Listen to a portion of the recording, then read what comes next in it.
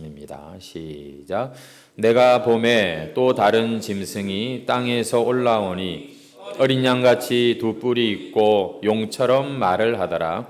그가 먼저 나온 짐승의 모든 권세를 그 앞에서 행하고 땅과 땅에 사는 자들을 처음 짐승에게 경배하게 하니 곧 죽게 되었던 상처가 나은 자니라.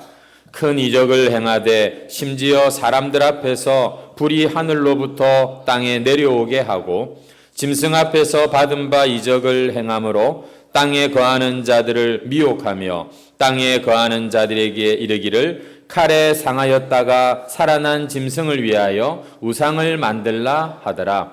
그가 권세를 받아 그 짐승의 우상에게 생기를 주어 그 짐승의 우상으로 말하게 하고 또 짐승의 우상에게 경배하지 아니하는 자는 몇이든지 다 죽이게 하더라. 아멘. 오늘 본문 말씀으로 큰 이적을 행하는 둘째 짐승, 이런 제목으로 함께 말씀을 살펴보도록 하겠습니다.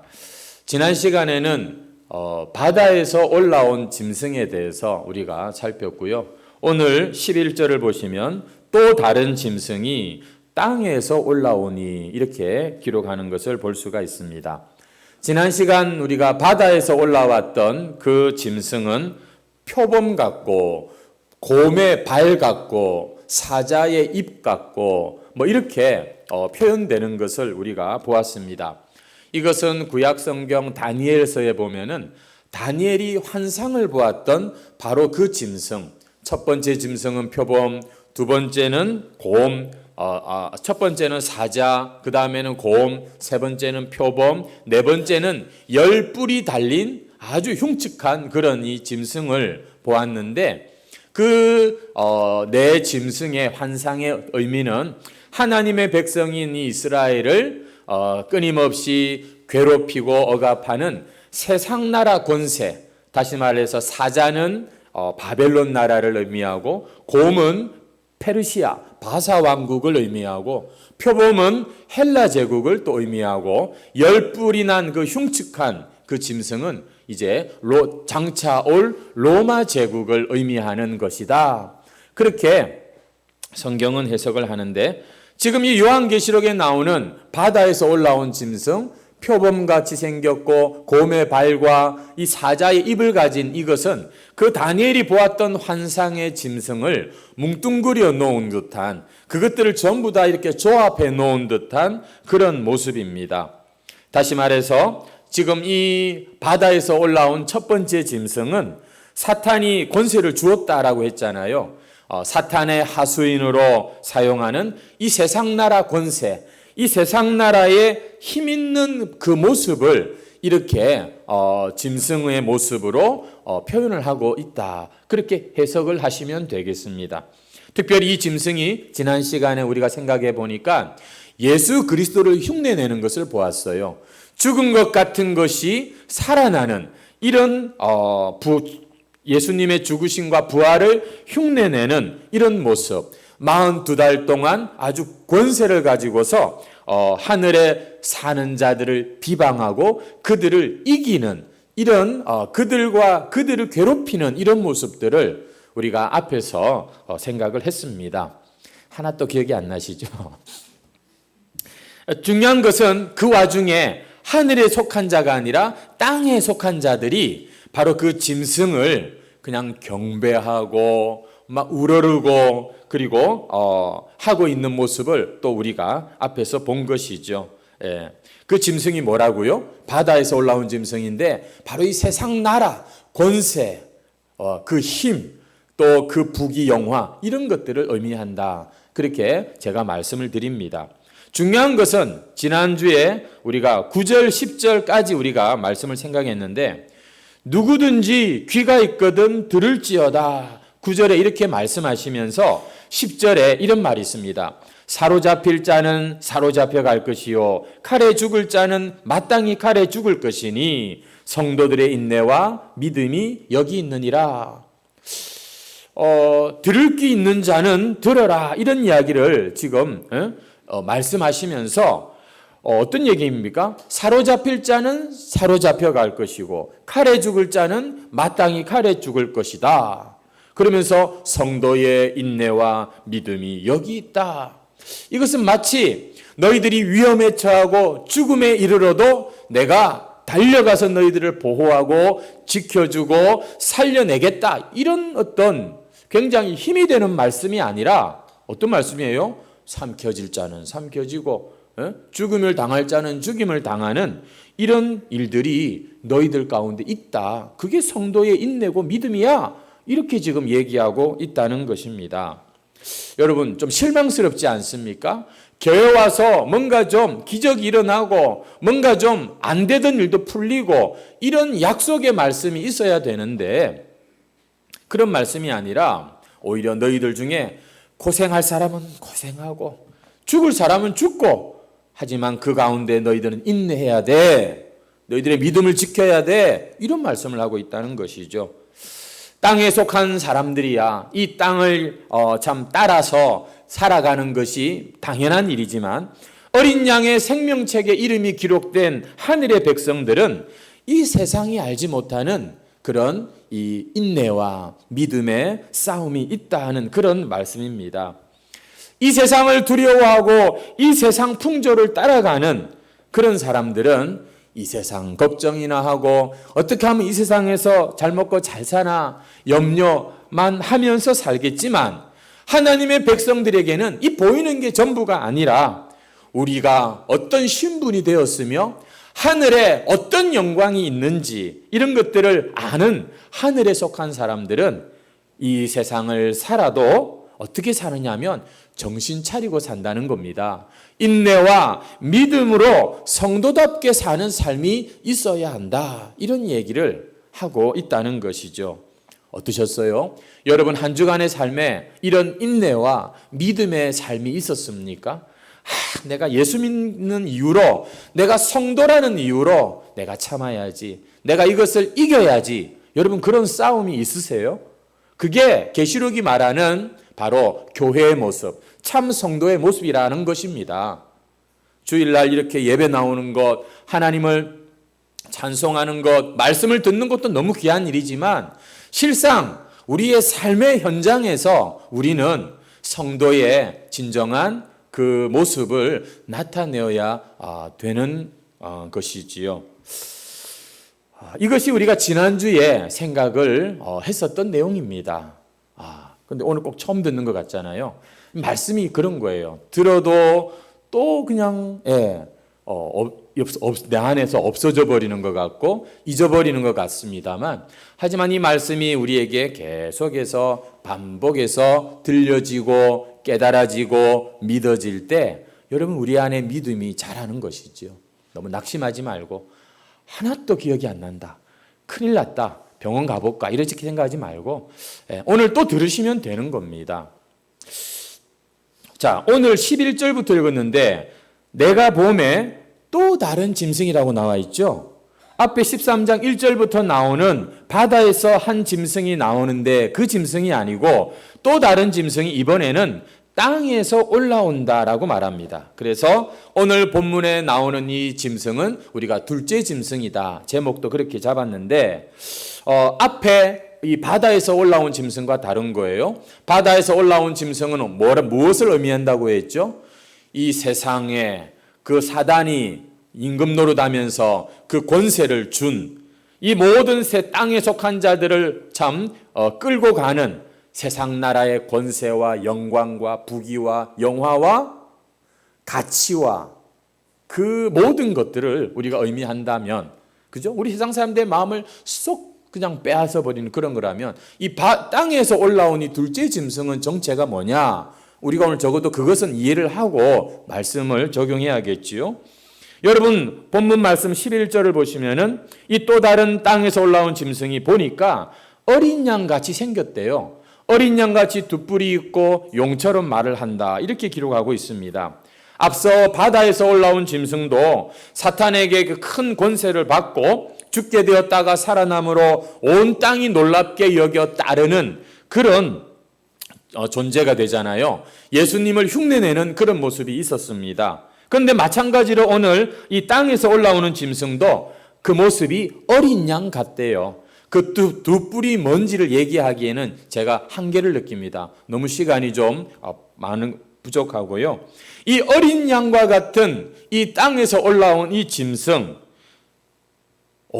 뭔가 어린 양 하면 종교적인, 뭔가 참 예수님 같은 그런 것을 역시 흉내내고 있다는 것을 볼 수 있습니다. 아니, 어린 양으로 예수님으로 봐도 되잖아요. 하지만 뒤에 보면 그 말하는 것이 용처럼 말한다고 했죠. 여러분, 용이 뭐였어요?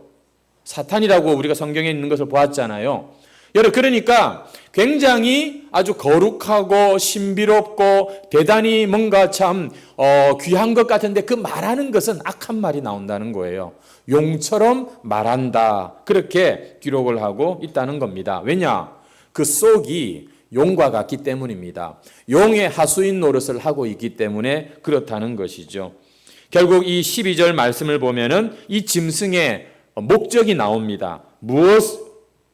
무엇을 숭배하고 무엇을 목적으로 하는지 한번 12절 말씀은 다시 한번 같이 읽겠습니다. 시작. 그가 먼저 나온 짐승의 모든 권세를 그 앞에서 행하고 땅과 땅에 사는 자들을 처음 짐승에게 경배하게 하니 곧 죽게 되었던 상처가 나은 자니라.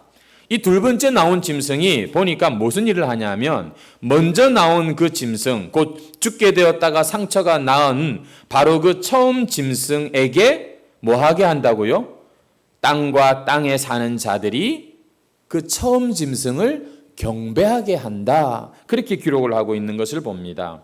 여러분, 그렇습니다. 이 땅에서 올라온 둘째 짐승은 먼저 나온 바다에서 올라온 짐승을 사람들이 우러러보게 만들고 그를 경배하게 만드는 그런 일을 한다는 것이죠. 자, 아무튼 우리는 이 개념을 좀 잡아야 됩니다. 우리가 앞에서 교회가 여자가 무엇이고 여자가 해산한 아들이 무엇인가를 살폈잖아요. 그것은 교회고 예수 그리스도 메시아다. 여러분, 지금 또한 반대로 용이 나오고 첫째 짐승이 나오고 둘째 짐승이 나오는데요. 성경은 계시록은 이 세 가지 개념을 우리에게 말을 하고 있다는 것입니다. 맨 위에 어둠의 세력 꼭대기에 용, 옛 뱀이라고도 하고 사탄이라고도 하는 마귀가 딱 있고요. 이 용이 권세를 주고 지 하수인처럼 부리는 그런 존재, 바로 바다에서 올라온 짐승이 온 세상을 또 끌어가고 미혹하는 것을 볼 수가 있고요. 오늘 본문에 보니까 그 세상 나라 권세, 권력, 가치, 문화, 이 마귀의 세력을 경배하게 하고 따르게 하도록 지금 이 땅에서 올라온 둘째 짐승이 그 역할을 하고 있다는 것입니다. 어떻게 그 역할을 하고 있을까요? 계시록 19장에 20장에 보면은 이 세 가지 이 세트가 삼위일체를 흉내내는 이 사탄의 삼위일체가 이제 나타납니다. 우리 계시록 19장 20절을 한번 보시겠습니까? 짐승이 잡혔다라고 말하죠. 첫째 짐승을 말합니다. 그리고 그 앞에서 표적을 행하던 거짓 선지자도 함께 잡혔다. 이 거짓 선지자가 바로 둘째 짐승이라고 보시면 됩니다. 이는 짐승의 표를 받고 그 우상에게 경배하던 자들을 표적으로 미혹하던 자다. 그렇게 보시면 됩니다. 이 둘이 산채로 유황불 붙는 못에 던져지고 있는 나중에 모습을 19장에서 기록을 하고 있습니다. 짐승이 잡혔고요. 또 그 앞에서 사람들을 미혹하던 거짓 선지자, 바로 이 둘째 짐승도 잡혀서 유황불에 들어가는 것을 이렇게 기록하고 있습니다. 우리 계시록 20장 10절 말씀을 한번 보시겠습니까? 또 그들을 미혹하는 마귀가 불과 유황못에 던져지니 거기는 아까 우리가 읽었죠. 그 짐승과 거짓 선지자도 있어 세세토록 밤낮 괴로움을 받으리라. 이제 이 마귀와 짐승과 거짓 선지자가 같이 이제 유황불 못에 들어가서 지옥 형벌을 받는 이런 모습이라는 것이죠. 자, 그러면 바다에서 올라온 이 짐승을 지금 경배하게 하는 이 땅에서 올라온 짐승, 다른 성경에 보니까 뭐라고 지금 말하고 있죠? 예? 거짓 선지자라고 지금 계속 나오고 있잖아요. 제가 여러분 이건 거짓 선지자입니다 라고 말하는 게 아니라 성경이 바로 그 둘째 짐승이 그 첫째 짐승을 경배하게 만드는 미혹하는 이게 거짓 선지자입니다 라고 말을 해주고 있다는 것입니다. 거짓 선지자? 무슨 말이에요?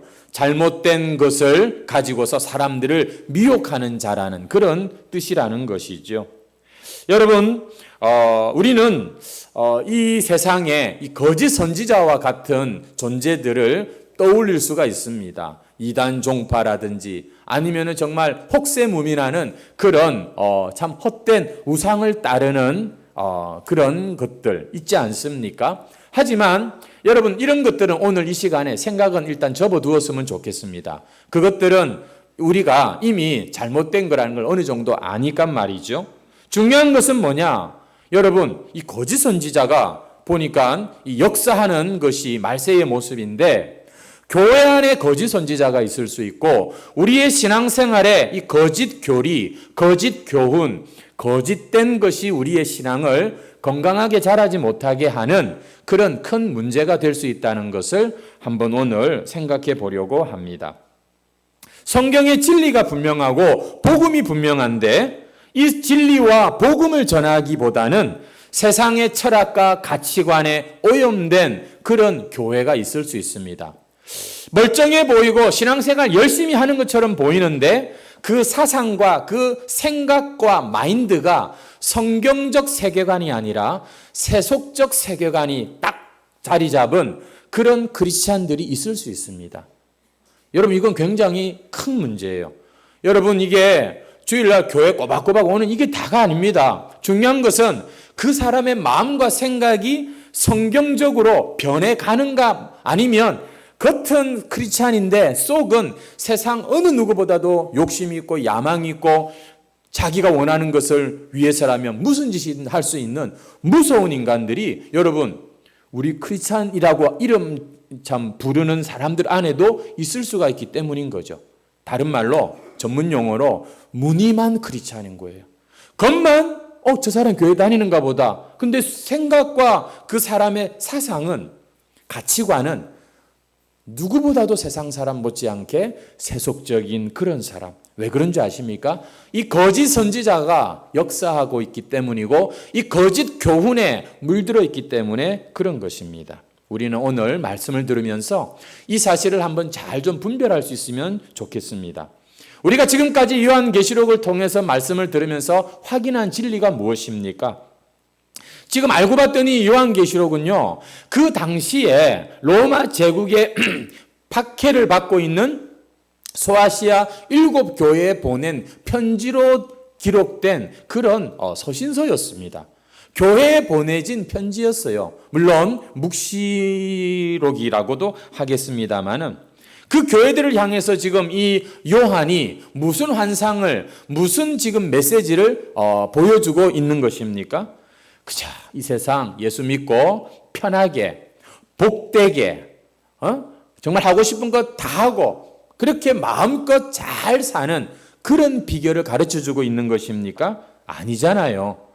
우리의 마음을 혹시라도 하나님에게서 참 이렇게 빼앗아갈 세상의 미혹들을 조심하라는 그런 앞에서 우리가 복음서와 서신서와 역사서에서 모든 성경에 공통적으로 나와 있는 그런 가치가 요한계시록에도 그대로 이어지고 있는 것입니다.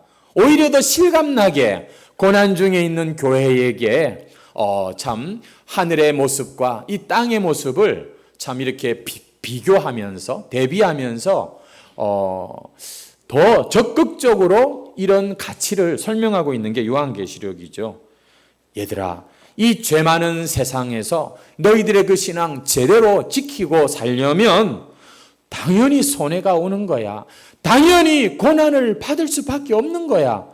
이런 것이 사실은 계시록이 지금 계속해서 우리에게 보여주고 있는 외침이라고 할 수 있는 것입니다. 그러니까 여러분 거짓 선지자는 어떻게 말하겠어요? 반대로 말하겠죠. 예수 믿으십시오. 그러면 이 땅에서 힘도 없고 보물도 얻고 영광도 얻고 소원도 성취하고 행복하고 잘 될 것입니다. 우리가 아주 이렇게 노골적으로는 얘기 안 하지만 사실 우리 안에 그런 이야기들을 많이 들었고요. 또 그런 이 마음이 여전히 우리에게 있습니다. 근데 오늘 이 설교하시는 양반이 그런 것들이 지금 거짓 선지자들의 거짓 교훈이다 이렇게 말하면 혹시 여러분 중에는 말씀을 듣다가 마음이 어려워지는 분이 계실지도 모르겠습니다. 오늘 말씀을 우리가 함께 생각하면서 여러분들이 한번 잘 판단해 보십시오. 성경은 그러한 거짓된 것들을 주의해야 된다라고 분명히 말씀하고 있다고 저는 생각합니다. 우리 요한일서 4장 3절 말씀을 한번 같이 살펴보겠습니다. 같이 한번 읽을까요? 시작. 예수를 시인하지 아니하는 영마다 하나님께 속한 것이 아니니 이것이 곧 적그리스도의 영이니라. 오리라 한 말을 너희가 들었거니와 지금 벌써 세상에 있느니라. 여기 보면 예수를 시인하지 아니한다는 말이 나오는데요. 이 말은 예수를 부인한다는 그런 말이겠죠. 여러분, 예수님을 부인하는 자들은 어떤 자들인가 하면 좀 적극적인 의미에서 예수를 안 믿고 예수 믿는 자들을 공격하는, 핍박하는 그런 자들을 우리가 먼저 생각할 수 있습니다. 그야말로 적그리스도죠. 예, 그야말로 참 이 교회를 핍박하는 사탄의 하수인들입니다. 예수를 시인하지 아니하는 이 영, 바로 적그리스도의 영이라 이렇게 말하고 있습니다. 자, 그런데 또 한 가지 예수님을 시인하지 아니하는 그런 영이 있습니다. 그것은 이렇게 우리가 좀 보시면 되는데, 아이고 예수님 좋지. 하지만 예수님이 정말로 하나님이라 우리가요 이 예수를 시인하지 아니한다는 것은 그런 거예요. 여러분, 예수가 우리 인류의 위대한 스승입니다. 참 좋은 분입니다. 이렇게 말하면요 세상 사람들 어느 누구도 반대 안 해요. 맞아요. 다 좋게 봅니다. 근데 예수가 하나님이에요. 이렇게 말하면은요 그냥 그때부터 돌변하는 사람들이 되게 많아요. 이게 적그리스도의 영이 있기 때문에 그런 것입니다. 여러분, 예수를 우리가 믿는다 안 믿는다, 시인한다 부인한다, 이것은요 그 예수 그리스도가 하나님의 아들이요 우리의 구원자요 바로 우리의 인생의 참된 주인이라는 사실을 인정하는 이런 개념에서 예수님을 우리는 받아들여야 되는 거지.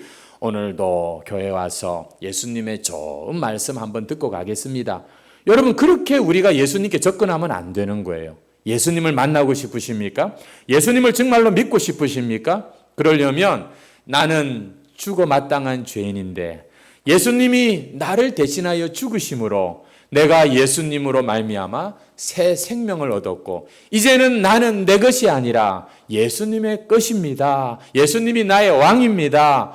이렇게 주인과 종의 모습, 왕과 신하의 모습으로 주님과 관계하기 시작하는 것이, 이것이 예수를 믿는 것이고 예수를 시인하는 것입니다. 하지만 이것에 대해서 무지한 사람들은 예수 훌륭하신 분이라고 내가 인정은 해. 하지만 그분이 하나님이라고? 이게 이해가 잘 안 되는 분들이 있어요. 예수가 진짜 하나님이라면 그렇게 갓난아기의 몸으로 그렇게 위험하게, 그리고는 그렇게 가난하게, 그리고 마지막에 그렇게 비참하게 죽고 말았다고 하는 것이 이게 잘 연결이 안 되는 그런 이 분들이 있을 수 있다는 겁니다. 왜 그런지 아세요? 거짓 선지자, 거짓 이 교훈에 그 마음과 생각이 오염되고 물들어 있기 때문입니다. 왜? 그 사람은요 교회 와서 말씀은 듣지만 세상의 논리, 어떤 논리죠? 힘의 논리, 강한 것이 아름답고 힘 있으면 장땡이고 어쨌거나 출세해야 되고 어쨌거나 많이 벌어서 잘 살아야 되고, 여러분 이 세상에서 낙오되는 것만큼 무서운 게 어디 있어요? 여러분 이 세상에서 가난해지는 것만큼 여러분들이 정말 싫어하고 두려워하는 게 어디 있어요? 여러분, 우리가 하나님을 믿는다고 말하면서도 사실 그 생각과 추구하고 이 걱정하고 중요하게 생각하는 것들이 보면 다를 바가 없는 이런 모습들이 있습니다. 이게 뭐예요? 우리가 물들었고 오염되었다 이렇게 볼 수가 있는 것이죠. 아이고 그러면 뭐 예수 믿으면 완전히 뭐 딴 세상 사람 되는가 봐. 예수 믿으면 뭐 이 세상에서는 뭐 안 먹어도 되나 뭐 안 입어도 되나 이렇게 오해하실 분이 계시겠지만 그렇지 않습니다. 하지만 이 세상에서도 열심히 살지만 그러나 이 세상이 전부가 아니고 진짜 하늘에 속한 하늘을 소망하는 참 이 믿음의 거룩한 백성들이 된다는 것이죠. 그래서 우리는 나도 모르게 목사이지만 적그리스도에게 속한 그런 생각과 그런 말을 할 수가 있다는 것을 인정해야 돼요. 여러분, 우리는 어떻게든지 우리의 마음과 생각을 구별하고 정말 깨끗하게 하여서 하나님께 올려드리는 그런 자가 되어야 됩니다. 예수님이 그렇게 당신의 그 피로, 목숨으로 우리를 깨끗하게 해놓으셨는데 우리는 이 너무 쉽게 생각하는 그런 기질들이 있어요. 뭐 또 가서 뭐 또 용서 구하면 되지. 성도 여러분, 우리를 진짜 힘들고 어렵게 하는 것은 날마다 쉽게 저지르는 바로 그 죄입니다. 죄는 힘이 있어요. 하나님의 그 큰 은혜와 그 사랑을 그냥 단순간에 우리를 여러분 분리시켜버리는 힘이 있어요. 여러분 진짜 우리가 하나님의 사랑을 알고 그분의 은혜를 사모한다면 우리는 우리의 삶의 죄들을 추적하기 시작합니다. 요것들 아이고 나도 모르게 이런 죄들을 지었구나. 계속해서 그런 것들을 청소하게 돼 있어요. 어떤 사람이 청소합니까? 어떤 사람이 목욕탕 자주 갑니까? 그 깨끗함을 맛보고 그 청결함을 아는 자들은 여러분 그렇게 되는 거잖아요. 이 적그리스도는요, 우리에게 어떤 인물로 등장할 수도 있을 겁니다. 실제로 이 계시록 당시에 로마 제국 그 나라 자체가 적그리스도였고요. 기독교를 처음으로 박해했던 네로가 적그리스도였고요. 그리고 이 계시록이 기록될 당시에 기독교의 핍박이 최고조로 올랐던, 아무튼 이제 예수 믿으면 다 죽임을 당하는 그때의 황제 도미티아누스가 적그리스도가 맞습니다. 하지만 적그리스도는 또한 우리 안에 이런 사상으로, 세계관으로, 가치관으로 슬그머니 들어와서 아이고 그렇지 믿어도 그렇게 너무 믿으면 안 돼. 교회를 다녀도 이 전혀 교회는 나오는데 이 세상 사람적인 그 모습을 잃지 않는, 이게 다 적그리스도에게 영향을 받는 그런 모습이라고 할 것입니다. 이 적그리스도는 벌써 이미 요한 시대 때부터 있었고요. 기독교 2000년 역사 내내 있었고요. 그리고 앞으로도 올 것이고, 우리가 흔히 짐작하지만 정말 주님의 재림이 임박했을 때는 아마 가장 강력한 그런 적그리스도가 아마 결론을 내지 않을까 싶습니다.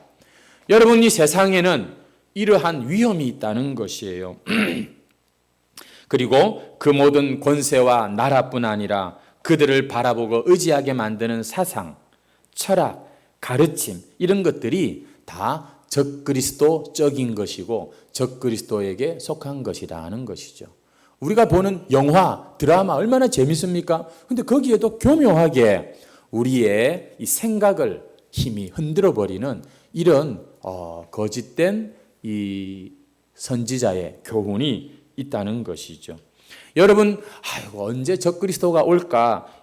누굴까? 이런 거에 그다지 여러분 관심 많이 가지지 마시기 바랍니다. 그런 게 너무 궁금한 사람들은 그 좀 문제가 있다고 봅니다. 세상 끝날 때가 되면 아마 적그리스도가 이제 올 거라고 생각을 하니까 그 적그리스도가 오는 때는 아마 마지막 때니까 막판에 가서 그때 가서 신앙 열심히 내면 되지. 혹시 그런 생각 때문에 그렇게 참 궁금해하는지 모르겠지만 신앙은 생활입니다. 생활. 나중에 하는 게 아니라 신앙은 평소에 하는 거예요. 그래서 신앙 생활 이렇게 말을 하는 겁니다. 꼭 공부 못하는 애들이 학교 다닐 때 보면 수업 시간에 선생님한테 시험 언제 보냐고 막 질문하는 것을 볼 수가 있죠. 공부 잘하는 애들은 그 시간에도 공부하고 있습니다. 때와 기한은 그렇게 중요한 게 아닙니다. 세상 종말 너무 그렇게 기다리지 마십시오. 내 개인의 종말이 먼저 찾아올 확률이 훨씬 많습니다. 적그리스도, 지금 이것은 어떤 한 개체라기보다는 이렇게 우리 안에 역사하는 적그리스도의 영이 사실은 더 위험하다 이렇게 볼 수도 있는 겁니다. 왜냐하면 이 둘째 짐승 거짓 선지자가 지금도 역사하고 있는 세상이기 때문에 그렇다는 것이죠. 여러분, 이 거짓 선지자, 둘째 짐승, 여러분 이것들이 어떻게 사람들을 미혹하는지 한번 우리 13절 말씀을 보시겠습니까? 큰 이적을 행하되 심지어 사람들 앞에서 불이 하늘로부터 땅에 내려오게 하고, 보니까 어떻게 사람들을 미혹하냐면 우와 대단하다 이런 생각이 들 만큼 큰 이적을 행한다고 기록하고 있습니다. 특별히 하늘에서 불이 내려와 가지고서 막 사람들을 이렇게 미혹하고 있다고 합니다. 그래서 땅에 거하는 자들은 그냥 꿈뻑하는 거예요. 와 굉장하다, 대단하다, 야 진짜 강하다, 아름답다, 보기에 너무 좋다. 그런 것들이 지금 이 거짓 선지자가 사람들을 미혹하는 방법이라는 것이죠. 그리고 또 15절을 보시면은 우상을 만들게 하는데 14절에 그 우상을 15절에 보시면은 그 짐승의 우상에게 생기를 주었다 이런 말이 있습니다. 여러분 여기서 생기가 뭐냐면 프뉴마라고 하는 단어인데 다른 성경에서 본문에서는 성령, 영혼, 호흡 이렇게 번역되는 단어가 되겠습니다. 보니까 이 둘째 짐승도 또 흉내내고 있어. 누구를 흉내냅니까? 성령을 흉내내고 있습니다. 적그리스도가 그 아버지에게 하늘과 땅의 권세를 받으시고 지금도 다스리시는 예수님을 흉내내어 이 세상 임금처럼 그렇게 흉내내는 것 같이 이 둘째 짐승이 보니까 그 첫째 짐승을 경배하게 하고 사람들을 이끌게 하는데 보니까 성령을 흉내내고 있어요. 여러분 오늘날 기독교 안에서 이 성령이 얼마나 오해받고 왜곡되어 있는지 모릅니다. 우리가 보통 성령 그러면 여러분 어떤 이미지가 떠오르세요? 보통 기적, 치유, 막 쓰러지고 막 방언하고 이런 현상적인 것들로 우리는 성령의 역사를 먼저 떠올리는 것을 보게 됩니다. 그런 일들이 그동안 한국교회 안에 많았기 때문이에요. 소위 성령 집회한다 그러면은 사람들 모아놓고 저도 그런 데 한번 가봤어요. 가보니까 사람들 쭉 일렬로 세우고 그리고는 목사님이 탁 안수하면 다들 뒤로 자빠지는 거예요. 내 차례가 점점 다가오는데 내가 속으로 막 고민이 되더라고요. 내가 자빠져야 되나 말아야 되나. 여러분 우리는 그런 정말로요 병 때문에 절박하고 그 인생에 어떤 진짜 문제에 빠진 사람은요 그런 것도 찾아갑니다. 그리고는 가서 그런 곳에서 열심히 순수한 마음으로 열정적으로 기도하고 막 그렇게 매달리기도 하는 것이죠. 하지만 여러분 과연 그런 것이 성령의 참 모습일까요? 어디선가는 보니까 이 성령이 임했는데 막 사람들이 막 깔깔깔 웃더래요. 혹시 그런 걸 보신 분이 계실지 모르겠어요. 저도 한번 찾아보니까 이 성령이 임하시니까 막 이 웃음이 막 그냥 나오네. 깔깔깔 막 뒹굴면서 막 웃고 또 막 뒹굴면서 울고 저도 하나님 앞에 회개하던 날 뒹굴었던 기억이 있습니다만 이 성령께서 이렇게 임하셨을 때 오직 그런 형상적인 것만이 전부냐? 여러분 그런 것은 아니라는 것이죠. 성령이 하시는 일은요. 우리에게 오셔서 예수 그리스도를 믿게 하시는 겁니다. 예수님과 그분이 행하신 일이 우리에게 깨달아지고 믿어지게 하시는 일을 성령이 하신다고 합니다. 그리고 이 연약하고 이 끈질긴 이 육신 가지고 세상에서 신앙생활하는 우리들을 도와주시는 분이라고 성경은 말합니다. 그래서 보혜사라고 하잖아요. 그래서 육신의 소욕을 따르지 않고 성령을 따라 살면 너희가 참 자유가 있을 것이고 너희가 참 승리하게 될 것이다. 이 육신이 전부가 아니라 예수 믿는 자 안에는 성령이 와 계세요. 성령이 도와주고 계시고 성령이 지금도 역사하고 계시고 여러분 그 성령에 대해서 좀 궁금하지 않습니까? 제가 몇 가지 성경 말씀을 좀 찾아보겠습니다. 요한일서 4장 13절 말씀 같이 한번 읽겠습니다. 시작. 그의 성령을 우리에게 주심으로 우리가 그 안에 거하고 그가 우리 안에 거하시는 줄을. 여러분 우리가 그 안에 거한다. 그가 누구죠? 예수님 안에 거하고 예수님이 우리 안에 거하시는 줄을 안다. 어떻게 되므로? 성령을 우리에게 주심으로. 여러분, 우리가 예수님이 내 안에 계시고 내가 예수님 안에 거하는 이 진리를 맛보고 경험하게 되는 비결이 성령이 오셨기 때문에 그게 가능한 거예요. 요한일서 5장 6절 말씀입니다. 같이 읽겠습니다. 시작. 이는 물과 피로 임하신 이시니 곧 예수 그리스도시라. 물로만 아니요 물과 피로 임하셨고 증언하는 이는 성령이시니 성령은 진리니라. 예수 그리스도께서 이 땅에 오신 것, 그리고 그 몸으로 물과 피를 다 쏟아내시고 우리에게 행하신 그 속죄와 그 모든 주님에 대하여서 성령께서 증언하신다. 이렇게 말씀하고 있습니다. 여러분, 우리가 흔히 예수님 그러면은 부활의 영광의 주님을 생각하고 할 수 있습니다만, 이 땅에 오신 예수님은 사실은 우리를 대신하여 제물로 오신 바로 그러한 모습이죠. 여러분, 이것이 우리가 예수님을 알게 되는 첫 관문입니다. 여러분은 예수님은 여러분에게 그런 분이 맞으십니까? 우리 요한복음 14장 26절입니다. 같이 읽겠습니다. 시작. 보혜사 곧 아버지께서 내 이름으로 보내실 성령 그가 너희에게 모든 것을 가르치고 내가 너희에게 말한 모든 것을. 여러분, 이 성령도 보니까 뭐 하시는 분이냐면 가르치고 생각나게 하시는, 그렇게 우리를 진리로 인도하시는 분이라는 거죠. 그러니 거짓 선지자는 성령을 흉내내는 게 맞습니다. 이 거짓 선지자도 그 지식과 정보와 그 가치관으로 뭐 한다고요? 사람들을 어떻게 해요? 미혹하는 거예요. 막 가르치는 거예요. 그리고는 막 생각나게 해요. 여러분, 우리의 생각은요, 하나님이 주시는 생각이 있습니다. 그리고 우리의 상처와 우리의 못난, 우리의 이 모습에서 습관적으로 올라오는 그런 생각이 있습니다. 그리고 또 하나, 사단이 가룟 유다에게 예수를 팔 생각을 넣었더라. 여러분, 마귀도 우리 가운데 이 생각을 넣어가지고 장난질을 칠 때가 많습니다. 그래서 성도는 생각을 분별할 줄 알아야 되는 거예요. 이 생각이 과연 진리에 합당한 생각인지, 아니면 초라하고 못난 내 생각인지, 아니면 이 세상으로부터 유입된 이런 그런 잘못된 생각인지 분별하셔야 돼요.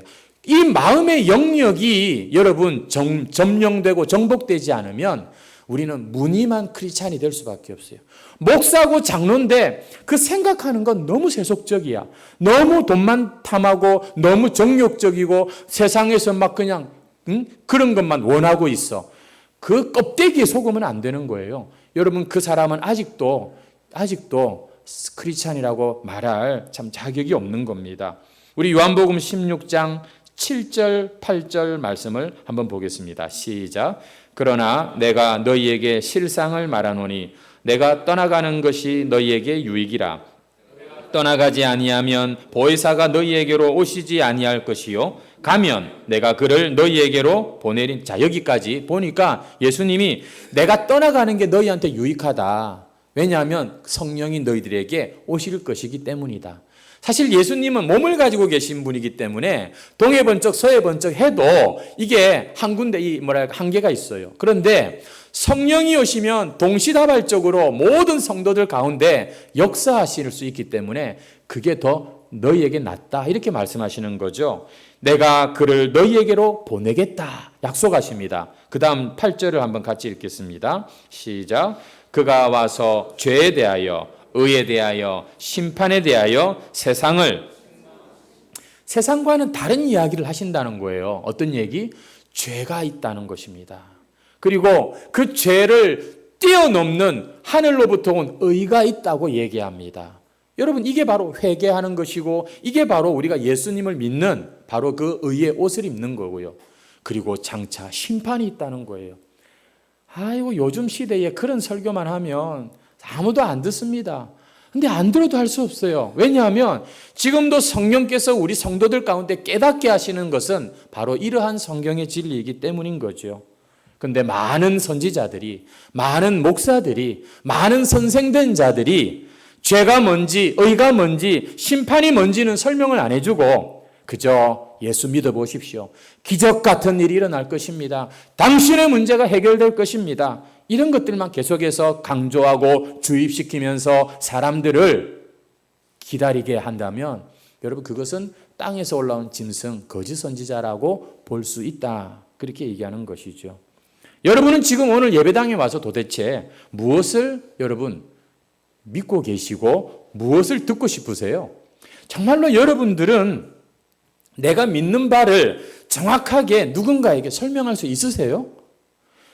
정말로 예수님이 우리 안에 와 계시고 내가 예수 믿는 사람이라면 여러분 우리가 아주 화려한 말로는 설명할 수 없어도 예수님에 대해서 적어도 우리는 누군가에게 말할 수 있지 않겠습니까? 도대체 우리는 이 성경이 말하는 바를 알고 싶은 사람들입니까? 아니면 내가 원하고 바라는 그것이 해결되고 이루어지기를 오늘도 기다리고 있는 그런 사람들입니까? 성도 여러분, 예수님을 믿는다는 것은요, 우리가 우리의 것을 다 좀 내려놓고 그분의 것을 받아들이는 것을 의미하는 것입니다. 예수님도 좋고요. 여전히 난 또 이것도 좋아요. 이 두 가지를 다 가지고 있기엔 여러분 어려운 것이죠. 하지만 많은 사람들이 예수 믿으면 병 낫고 예수 믿으면 기적이 일어나고 예수 믿으면 좋아지고 그게 어떤 면에서는 나쁜 말이 아니죠. 어떻게 보면 그것이 전도의 문이 될 수도 있습니다. 하지만 계속해서 그 자리에서 더 이상 하나님 앞으로 나아가지 않으려고 하는 사람들, 그분은 분명히 문제가 있는 것입니다.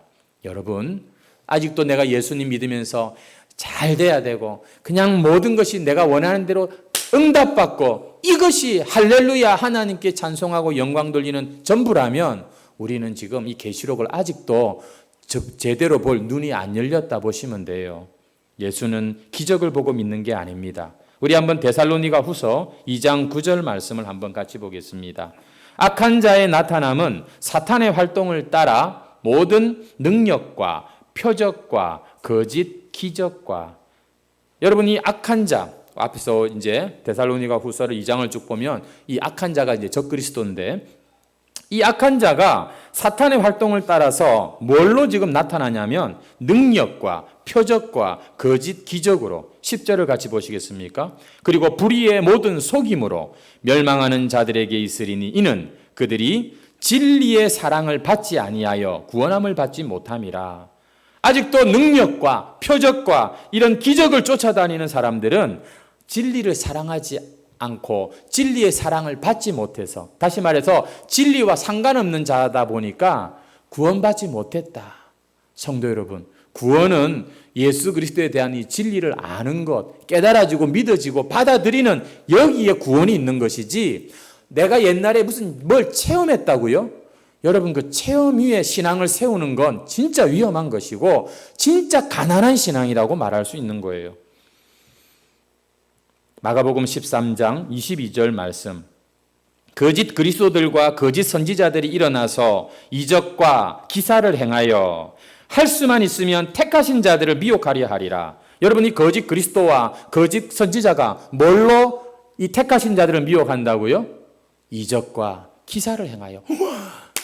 어떻게 저런 것이 막 이러면서 우리 눈에 보기에 좋고 누가 들어도 좋은 그런 것들로 우리를 계속해서 뭐한다? 미혹하려 한다. 23절 말씀 같이 한번 읽겠습니다. 시작. 너희는 삼가라. 내가 모든 일을 너희에게 미리 말하였노라. 여기서요, 너희는 삼가라. 이 말이 뭐냐면 너희는 기적 있는 곳에 가지 마라. 그 말입니다. 얘들아, 가지 마라. 어디에요? 그런 이적과 표적과 기적을 행하는 곳에 가지 마라. 내가 모든 일을 너희에게 다 말했지 않느냐. 여러분, 분명 하나님은 지금도 병든 자를 고치시고요. 그리고 하나님의 그 긍휼과 은혜와 사랑을 따라서 많은 사람들에게 역사하시고 계시는 분이십니다. 지금도 하나님은 필요하시면 병든 자를 고치고 죽은 자도 살리실 수 있는 분입니다. 문제는 여러분, 사탄도 그와 같은 일을 함으로써 우리를 미혹한다는 것입니다. 사탄도 이 거짓 선지자들을 통해서 병도 고칠 수 있고 기적도 행할 수 있다라는 것이죠. 만약에 여러분이 사탄이라면 어떻게 사람들에게 접근하겠어요? 머리 뿔 달고 나타나겠어요? 어떻게 나타나겠어요? 좋다. 여러분, 보기에 좋아 보이고 참 먹음직스럽게 광명의 천사로 그렇게 나타나지 않겠습니까? 그럴 때 효과가 훨씬 더 크지 않겠습니까? 성도 여러분, 그렇습니다. 우리는 기적을 조심해야 돼요. 왜냐하면 그게 그 기적이 진짜 하나님께로부터 온 기적인지 아니면 우리를 교만하게 하고 하나님에게서 멀어지게 하는 그런 것인지 우리는 여러분 참 잘 구별하기가 어렵기 때문인 것이죠. 하나님께서 지금도 당신의 그 나라를 이 기적이라고 하는 것을 통해서 완성해 가고 계신다면 왜 주님이 너희는 삼가라, 너희는 그런 곳에 가지 마라 이런 말을 했을까요? 아니면 이렇게 하면 너희가 그 기적이 참인지 거짓인지 구별하게 될 것이다 이런 말씀도 안 하셨어요. 예수님은 기적이 있는 곳에 가지 마라고 말씀하시고 또 더 이상 다른 말씀을 하지 않으신 것은 이제 하나님이 일하시는 방법은 기적이 아니기 때문입니다. 이제는 예수 그리스도의 그 십자가, 그 부활로 말미암아 믿음이라는 것이 우리에게 선물로 주어졌기 때문에 하나님은 지금도 성령으로 역사하고 계시는 거죠. 이 믿음이라고 하는 선물이 우리에게 주어지게 되면 보이지 않는 것들, 그동안 이성으로 이해가 안 되는 것들이 믿어지기 때문입니다. 우리가 보아야 하고 듣고 해야 하는 것들은 이미 성경에 다 기록해 놓았어요. 그래서 이 사실을 안 우리 선배들이 주장을 했던 것이죠. 따라합시다. 오직 성경, 오직 믿음, 오직 은혜, 오직 예수. 그것으로 충분하다는 거예요. 그것으로 오히려 가능하다는 거예요. 뭐 기적 일어나면 좋고 뭐 그냥 좋은 일은 좋은 거 아니겠나? 여러분 그렇게 생각하겠습니다. 그런데 그런 우리의 마음 가운데 가만히 살펴보면 우리가 기적을 원하고 지금도 그것만 기다리고 있는 이유가요. 사실 보지 않고는 믿지 않겠다고 하는 불신의 마음이 있기 때문에 그럴 수 있어요. 솔직히 지금 우리가 예수를 보고 믿나요? 다 듣고 믿는 겁니다. 그것은 성령이 우리 안에 역사하기 때문인 거죠. 그런데 끊임없이 마귀는 이 거짓 선지자는 어떻게 우리를 이렇게 미혹하냐면 자꾸 보는 것에 우리를 여러분 이끌어가는 것입니다. 와, 대단하다. 여러분, 부자와 나사로 이야기를 아실 겁니다. 부자와 나사로가 같은 날 죽어서 나사로는 천국에, 부자는 지옥에 갔습니다.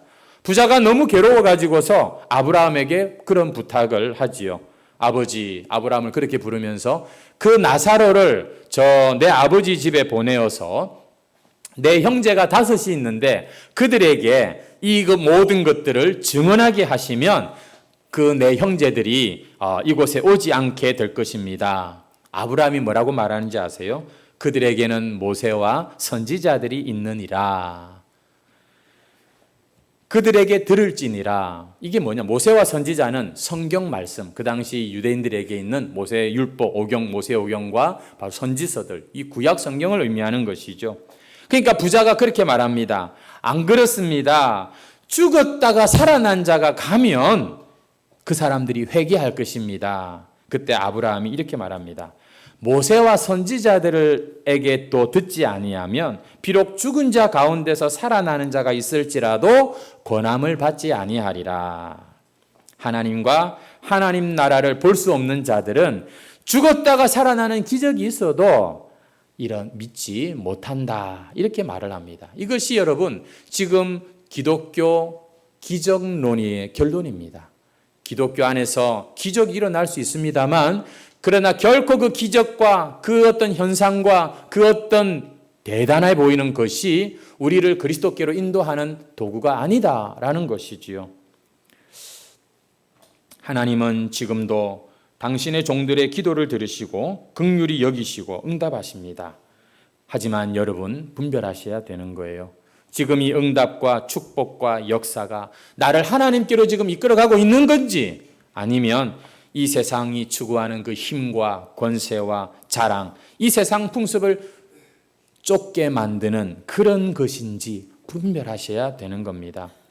눈에 보이는 것으로 우리는 정확하게 볼 수 없습니다. 사탄은요, 보기 좋은 것으로 등장하기 때문인 것이죠. 오직 여러분, 성경을 근거로 우리는 우리의 신앙을 살펴보고 우리의 신앙을 살찌우고 우리의 신앙을 자라가게 할 수 있는 겁니다.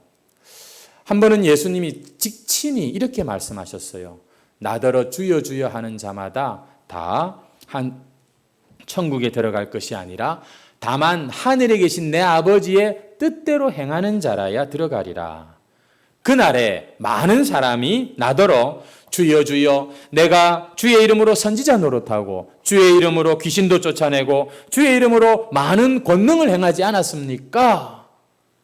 그때 내가 그들에게 밝히 말하리니 내가 너희를 도무지 알지 못한다. 불법을 행하는 자들아 내게서 떠나가라. 여러분, 사실 제가 다른 종교 이렇게 책들도 한 번씩 보거든요. 거기 보니까 기적이 많더라고요. 다른 이단 종파에서도 보니까 기적이 많아요. 여러분, 기적 혹은 어떤 지금 이 거짓 선지자가 미혹하는 게 보면 이런 큰 이적이라고 지금 말씀하기 때문에 이렇게 이제 그만 기적 이야기가 많이 나오고 있는데요. 얼마든지 다른 종교에서도 기독교와 비슷한 통계로 나타나고 있는 그 기적, 그 이적, 심지어 이단들도 한다고 하는 여러분 그런 이적 쫓아다니지 마시고 진리를 쫓으시고 진리를 사랑하는 성도들이 되시기를 주의 이름으로 축원합니다. 비록 내 병이 고쳐지지 않는다 할지라도, 비록 내 사업이 회복되지 않는다 할지라도, 비록 내 자식의 길이 기적같이 열리지 않는다 할지라도 주여 나는 여전히 하나님 당신만을 따르겠습니다. 나는 결코 주님을 배신하지 않겠습니다. 나는 예수님 당신 때문에 행복한 사람입니다. 이렇게 고백하는 진짜 크리스찬들이 오늘 이 자리에 많아지기를 주의 이름으로 축원합니다. 그러면 하늘로부터 평안이 우리에게 임하는 것입니다. 그러면 내가 건강하고 잘 나가고 내가 막 힘 있을 때보다도 더 말할 수 없는 풍성한 은혜가, 죽음조차도 두렵지 않은 그런 은혜가 하나님께로부터 우리에게 잔잔히 임하는 것입니다. 지금도 마귀는 우리 가운데 여러 가지 모양으로 미혹하고 때로는 억압하고 역사하고 있습니다. 그럴수록 성도 여러분, 내 보물은 저 하늘에 있도다. 이 믿음을 가지고 우리는 어려워도 힘들어도 이 요한계시록에 나오는 교회들의 모습처럼 찬송하며 주님이 이끄시는 그 길, 우리는 끝까지 주님을 따라가는 그 교회가 되어야 할 줄로 믿습니다. 우리 한번 옆 사람에게 인사하십시다. 힘내십시오. 보이는 게 전부가 아닙니다. 이 세상이 끝이 아닙니다. 영원으로 가는 길입니다. 다시 한번 힘내십시오. 할렐루야. 여러분은 지금 말씀 위에서, 진리 위에서 잘 가고 계시는 겁니다. 한 주간 승리하시기를 축복합니다. 찬송가 549장 찬송입니다.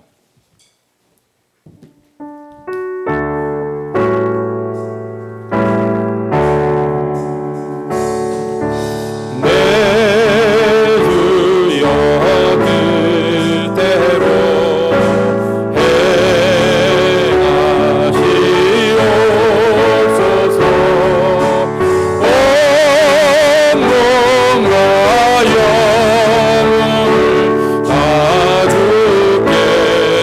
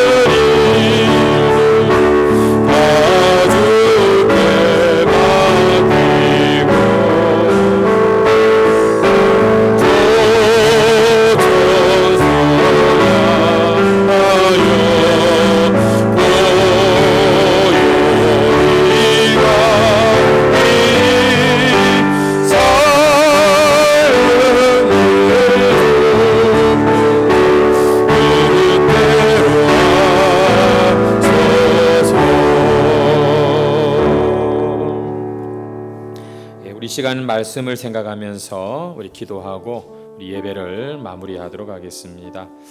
하나님 주시는 말씀 가운데 다시 한번 이 세상에는 우리의 이 신앙을 미혹하는 것들이 많구나. 심지어 교회 안에도 온갖 참 세속적이고 세상적인 것들이 우리를 참 속이는 수가 있겠구나. 눈에 보이는 게 다가 아니고 우리 보기에 대단해 보이는 그게 사실은 더 위험한 것일 수 있구나. 우리 다시 한번 예수님의 십자가와 부활, 그거 외에는 내가 다른 것을 알기로 내가 알지 않기로 작정했노라. 바울의 그 고백처럼 여러분, 우리는 십자가와 주님의 부활하심과 성령의 역사하심만으로도 충분히 이 세상을 행복하게 승리하며 살아갈 수 있는 자입니다.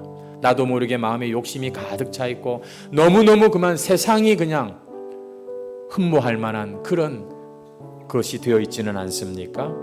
사실 이건 시간의 싸움인데요. 우리가 성경을 보고 기도하는 것보다 우리가 세상의 것들을 보고 듣는 것이 훨씬 많기 때문에 당연히 우리는 그쪽으로 기울어질 수밖에 없겠죠. 우리 시간에 한번 이러한 것들을 주님 앞에 회개하시면서 다시 한번 참 하나님이 약속하신 그것을 내가 끝까지 쫓아가겠다고 다짐하는 그런 기도하도록 하겠습니다. 우리 주여 한번 외치고 기도합시다. 주여, 은혜와 사랑을 감사합니다. 이렇게 하나님을 예배하고 말씀 가운데 감사하는 주의 백성 기도 말씀을 통하여서 다시 한번 예수님을 세상의 가운데와 주님 앞에 서게 하나님 아버지 기도하게 하시니 감사합니다. 주여, 주여, 시간 우리의 마음을 새롭게 하여 주시고 진리로 우리를 자유케 해주시고 주님, 참 이 세상의 이 미혹들을 잘 분별할 수 있는 지혜를 가지게 해주시고 하나님의 말씀이 우리를 자유케 하시고 충만한 것을 주님, 우리가 생각이 바뀌고 행동이 바뀌는 그런 종들이 되게 해주시옵소서. 세상이 줄 수 없는 참 평안과 만족을 주시는 하나님, 참으로 우리의 이 믿음의 끝까지 들어가게 해주시기 원합니다. 이 모든 말씀 우리의 찬양과 경배를 받기에 합당하신 우리 하나님 아버지, 오늘도 이렇게 주의를 기억하게 하시고 예배하는 마음 주시고 예배할 수 있는 모든 여건을 허락하여 주심을 감사드립니다. 특별히 오늘도 예배 가운데 말씀을 통해서 이 사탄의 권세 아래 온 땅의 사람들을 놀랍게 하고 따르게 하는 이 바다에서 올라온 짐승, 곧 세상 나라의 권세와 영광과 가치와 문화를 이 땅에서 올라온 둘째 짐승 곧 거짓 선지자가 거짓 교훈과 이적으로 그것을 추종하게 하고 경배하게 함으로 참 진리에서 떠나게 하는 이런 악한 역사가 있음을 보았습니다. 이 둘째 짐승은 말씀에 기초한 신앙이 아니라 기적과 능력과 세상의 자랑을 쫓게 만들고 할 수만 있으면 택하신 자들조차 미혹하는 참으로 조심해야 할 것임을 알았습니다. 주여, 우리에게 참과 거짓을 분별할 수 있는 지혜를 주시옵소서. 많은 사람들이 이 세상의 기적과 능력 보기를 원하고 기다리다가 예배당까지 왔는데도 이 예수와 그 진리를 알지 못한 채 그 영혼이 쉼을 얻지 못하고 떠나가는 것을 봅니다. 오 주님, 우리에게 하늘의 진정한 기적, 하나님의 진정한 능력을 체험하고 그것들을 우리의 인생에 기록하는 자들이 되게 해 주시옵소서. 설령 내 병이 고쳐지지 않고 내 사업이 회복되지 않고 모든 것이 내 뜻대로 안 된다 할지라도 변함없이 하나님을 택하고 끝까지 주님을 따르는 진짜 예수쟁이 참된 주님의 제자로 살게 해 주시옵소서. 우리에게 그러한 소원이 있습니다. 주님, 이것은 우리의 진심입니다. 육신이 연약하고 육신이 질기고 질겨 우리를 끝없이 미끄러지게 하고 참 자빠지게 하지만 이렇게 주일마다 예배하고 하나님의 말씀에 맑은 물로 깨끗하게 씻고 성령으로 새롭게 하시는 우리를 주의 백성 삼아 주셨사오니 주님, 오늘도 우리의 이 진심을 받으시고 성령이여 도와주시옵소서. 세상이 줄 수 없는 참 평안과 만족을 주시는 우리 주님, 잠깐 지나가는 이 세상 영광이 아니라 영원한 하늘 영광을 소망하는 우리 성도들에게 오늘 이 하루도, 이 한 주간도 이겨낼 수 있는 하늘의 힘과 능력을 허락하여 주시옵소서. 오 주님, 우리 해광교회가 영혼 구원하여 제자 삼는 교회라는 이 사명을 잘 감당하기를 소망합니다. 이 일을 위하여 올해 목장 체제를 준비하려고 이제 세미나도 가고 또 목자 훈련도 우리가 이제 하려고 합니다. 이 일에 참 앞장서서 참 헌신하는 종들을 기억하여 주시고 또 우리 교회에 세워진 각 기관의 임원들과 또 사역 담당자들 모든 직분자들이 하나님의 이 참 교회를 위하여서 섬기고 사랑하고 헌신하는 것이 즐거운 마음으로 감당할 수 있는 그런 교회가 되게 해 주옵소서. 우리 성도들 신원을 강건하게 해 주시기를 원합니다. 연약한 자들이 많지만 그러나 약한 중에도 강함이 되시는 예수님을 더 풍성히 경험하게 하시고 그리고 참 또한 그것들을 잘 감당하고 이겨낼 수 있는 건강과 힘도 주시옵소서. 부지런히 운동도 하게 하시고 영양도 골고루 섭취하게 하시고 나쁜 것은 입에 대지 않게 하여 주시옵소서. 일용할 양식을 허락하여 주시고 굶주리지도 말고 과식하고 과욕에 빠지지도 않는 그런 균형 잡힌 우리 성도들이 되게 해 주옵소서. 우리 자녀들 예수님도 잘 믿기를 원합니다. 점점 세상에게 우리가 빼앗기고 있지는 않는지요. 주여, 우리 해광교회 다니엘부 우리 자녀들 기억하여 주시고 믿음으로 세워 주시옵소서. 저들의 학업과 생업에도 하나님 역사하여 주시고 하나님을 찾게 하여 주시고 하나님의 참 복을 누리게 해 주옵소서. 특별히 이 한 주간 시간 사용 잘 하는 우리 성도들 되게 하시고 세월을 허비하지 않게 해 주시기를 원하오며 오늘도 귀한 예물 구별하여 드리는 손길들마다 흠양하여 주시고 주님 축복하여 주시옵소서. 예수님의 이름으로 기도합니다. 아멘.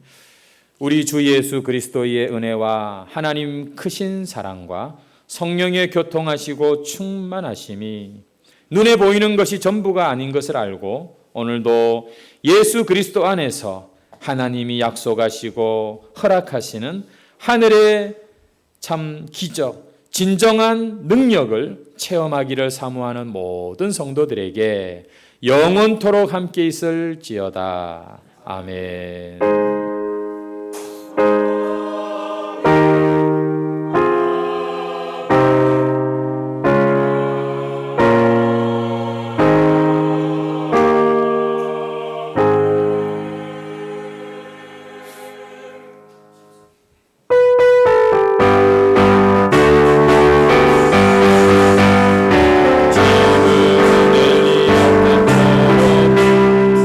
주 말씀이